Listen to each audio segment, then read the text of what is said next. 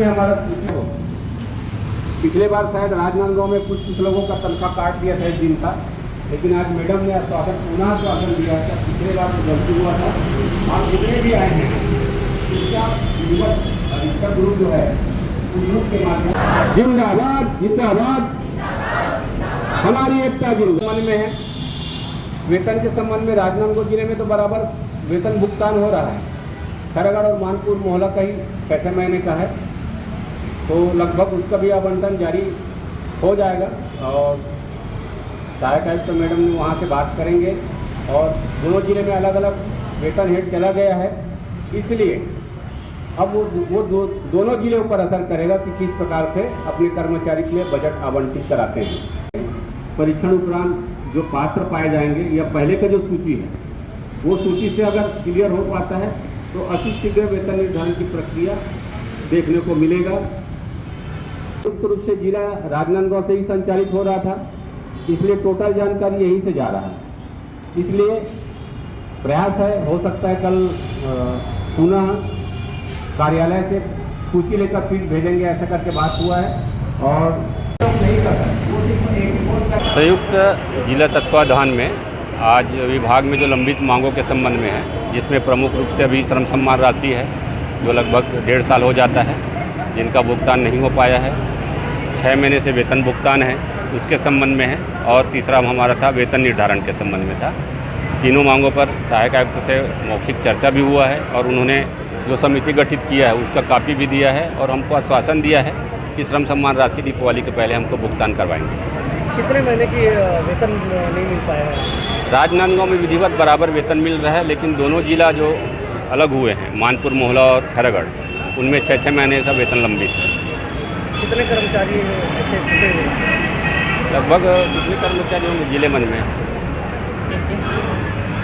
200-300 के लगभग कर्मचारी हैं जिनको अभी 6 महीने से वेतन नहीं, इस कारण से मजबूरन कई प्रकार आवेदन निवेदन करने के बाद भी प्रक्रिया नहीं दिखा, तो आज 1 दिवसीय धरना प्रदर्शन या कलेक्टर घेराव का कार्यक्रम किया गया था। संगठन शक्ति को और विभागीय कर्मचारी एकता को देखते हुए रैली के पहले ही हमको डेलीगेशन के लिए बुलाया गया था, जिसमें हम लोग सभी मांगों को लेकर विस्तृत चर्चा किया और सकारात्मक चर्चा रहा। और इन चर्चा के माध्यम से हम फिलहाल आश्वस्त हैं कि दीपावली के पहले हमको वेतन भुगतान होगा, श्रम सम्मान राशि होगा, और समिति जो गठित हुआ है उसका कॉपी हमको दिया है। इस पर समय सीमा में भी उनको ज़रा निर्धारित किया गया है कि हम दीपावली के पहले समिति का एक मीटिंग कर लेंगे। मीटिंग के माध्यम से भी जो दस्तावेज परीक्षण करना है उस परीक्षण करने के बाद जो पात्र पाए गए उनका वेतन निर्धारण प्रक्रिया करेंगे। मैं धनुलाल देवांगन हूँ, आदिम जाति कल्याण विभाग कर्मचारी संघ प्रदेश अध्यक्ष। जिला बाटी, संभाग बाटी और आप सब बधाई के पात्र हैं और उसका काफी मेरे पास है।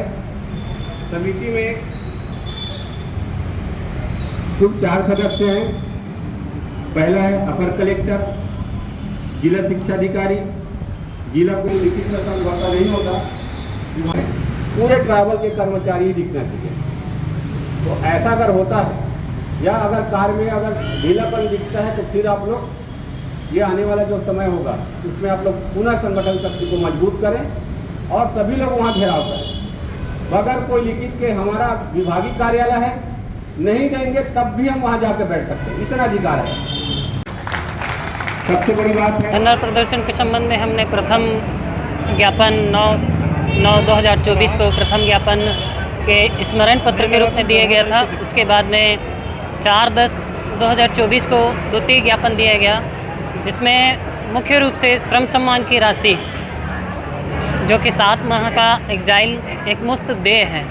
तीनों जिलों का मातृत्व राजनांदगांव जिला जो है मातृत्व जिला होने के कारण सारी जानकारी यहीं से जाना था, परंतु किसी कारण से विलम्ब हो गया, जिसके चलते हमें मजबूरन धरना प्रदर्शन में उतरना पड़ा।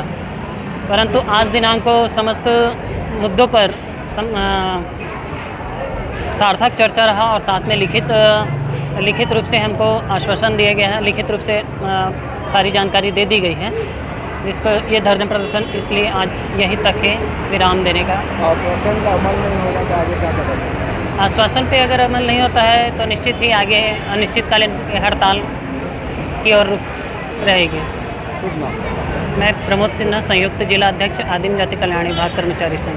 लिखा जा रहा है, इसको अनुसरण करें, उनके पास जाके आवेदन